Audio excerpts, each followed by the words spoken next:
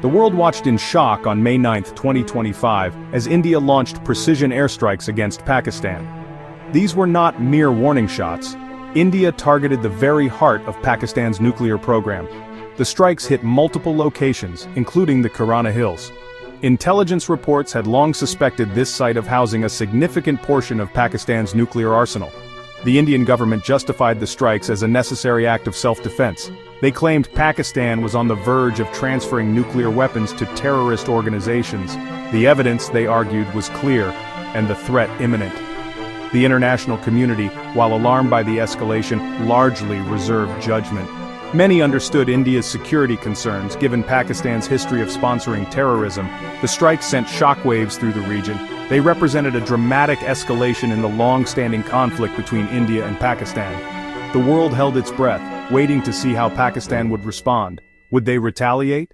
And if so, would it lead to a wider conflict, one with potentially catastrophic consequences? As tensions reached a fever pitch, a new player entered the fray, the United States Department of Energy. While not typically known for its military prowess, the DOE has a critical role in tracking and securing nuclear materials worldwide. On May 10th, a DOE Beechcraft B-350 was spotted near Islamabad, Pakistan's capital. Its mission to assess the damage at the targeted sites and, more importantly, to determine the status of Pakistan's nuclear arsenal. The DOE's involvement was a clear indication of the gravity of the situation. The United States, along with the rest of the world, feared the potential consequences of nuclear material falling into the wrong hands.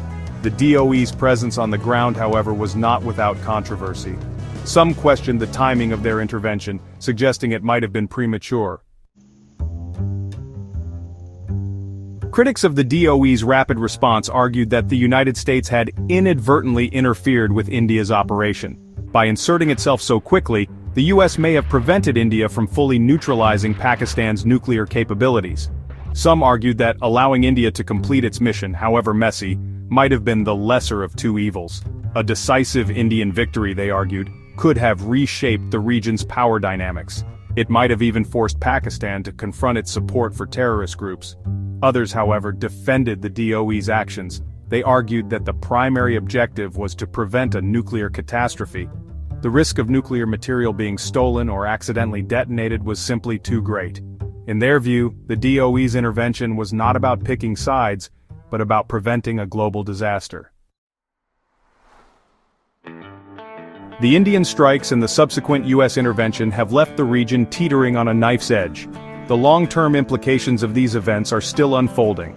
One thing is certain, the rules of the game have changed. India has demonstrated a willingness to use preemptive military force to secure its interests.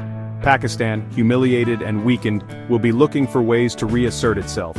The United States, meanwhile, finds itself in a familiar position, trying to maintain stability in a region riven by conflict and distrust. The specter of nuclear proliferation hangs heavy over the region. The DOE's intervention, while potentially preventing a catastrophe in the short term, has done little to address the underlying tensions. The road ahead is fraught with danger, and the stakes have never been higher.